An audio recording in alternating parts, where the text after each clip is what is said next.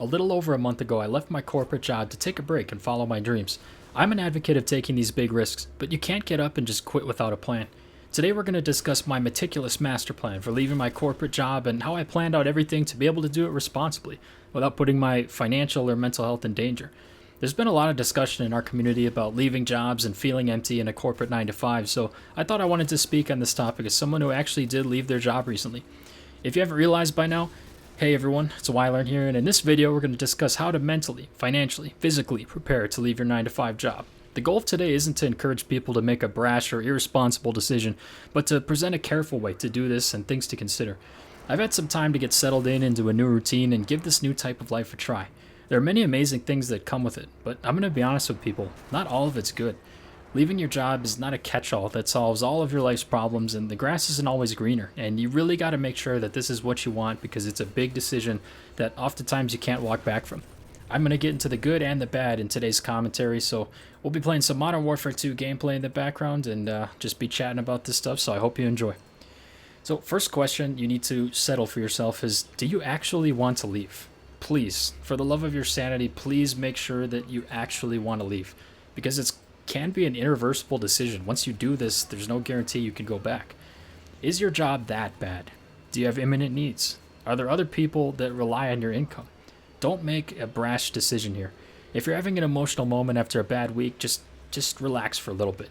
Make sure it's a repeated pattern of hating your job or just a pattern of them disrespecting you over months and months.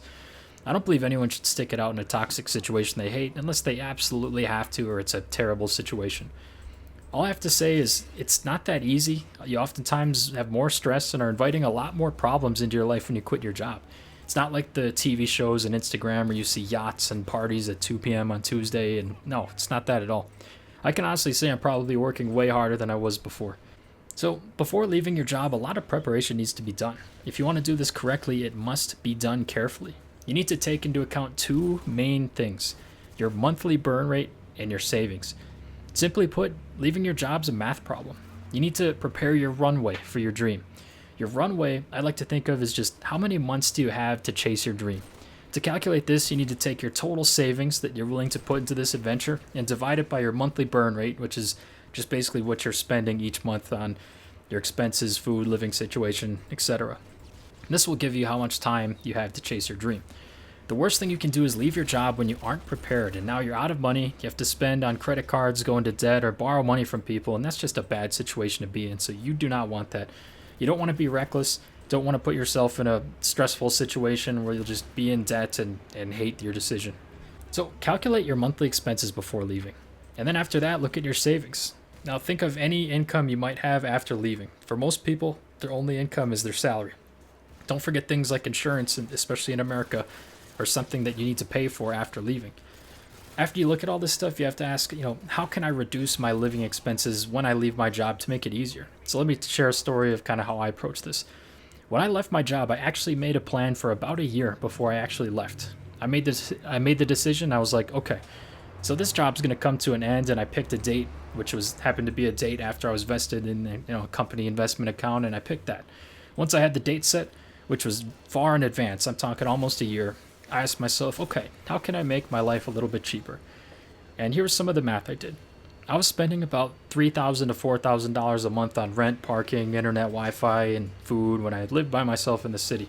And when I decided I wanted to leave, I was like, how can I lower this?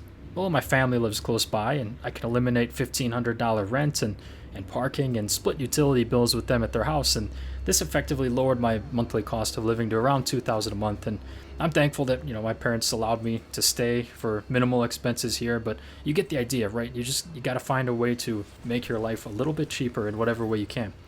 So this is just another example, but let's say you have about $20,000 in assets.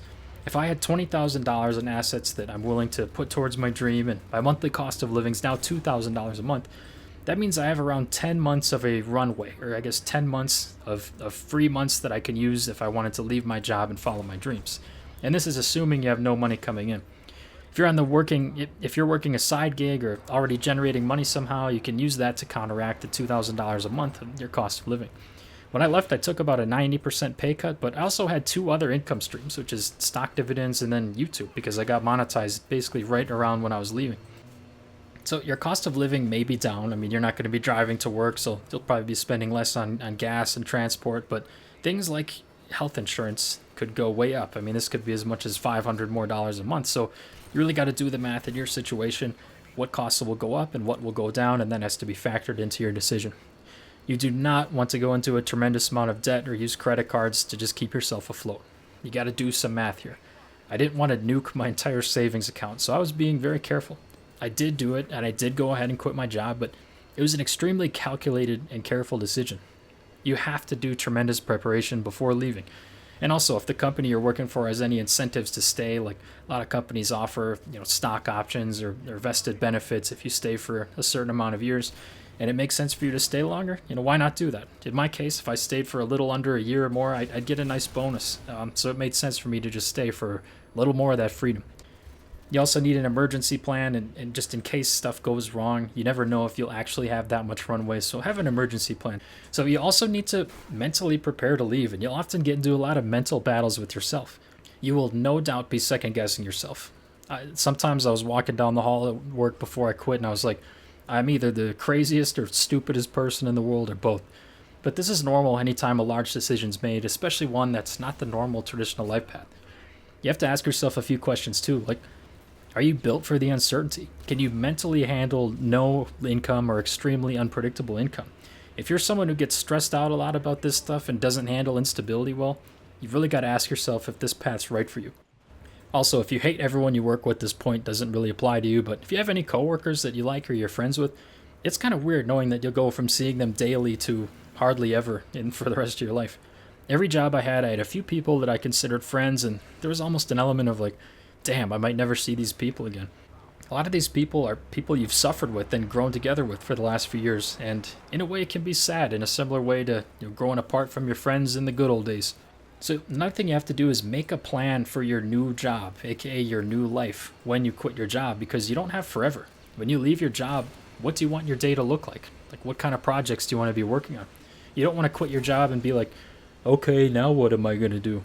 You're losing time, and if you only have like 10 months of runway, that 10 months will go by faster than you think. So you have limited time to make it work before you need to go back and consider your entrepreneurial venture a failure. Make a plan on what your days are going to look like. What projects? Do you want to start a YouTube channel? Do you want to start a business? Do you need to go get clients? You need to make a plan for what your day-to-day life looks like. Next, let's talk about how to conduct yourself when you've actually decided to leave. Rule number 1. Before telling your boss officially that you're going to leave, be careful who you tell. The last thing you want to do is say to a few of your coworkers that you're leaving and then change your mind before telling your boss. When you tell someone you're leaving, it changes the entire dynamic of your team. It changes work distribution, their view on who should get a raise, and more. In the United States, it's standard to give a 2-week notice before you leave your job, aka just notifying your employer at least 2 weeks in advance before your final workday. Unless they mistreated you drastically or wronged you deeply, or they did something terrible to you, you got to be a real man and provide a 2-week notice. It's the right thing to do. Your coworkers have lives and stresses too, and you don't want to screw them over just for no reason. You're basically going to be transferring all your work over to your peers and your boss, and you want to give everyone time to react to your decision and train people properly and do the correct knowledge transfer that you need to. Plus, if you leave on good terms, they might be more than happy to take you back. So I've left a job from a Fortune 500 large American corporation twice, and I didn't hate them at all. In fact, it was quite the opposite. It was not a middle finger moment to them by any means, and I had tremendous respect for everyone I worked with, and they knew that. The first time I left, my old boss actually texted me like a month later saying he has more job openings for more pay, and that he'd happily take me back if I wanted to make the switch. The most recent time I quit, they said if I wanted to return, he'd be happy to work something out. This helped my stress levels a lot when I left, knowing that I'd have a fair shot at getting a job back if things went south with my entrepreneurial journey. Again, this is part of my plan. If I stormed out of the building and told my boss to screw himself while I threw papers around, I wouldn't have that extra safety net. Leave your job on good terms. Also, take the opportunity to do some networking before you leave. Invite people to coffees and grab lunch with people that you want to have a connection to in the future, because it never hurts to know smart or successful people, and you just never know who can help you in the future. So leave with dignity, honor, and respect, definitely.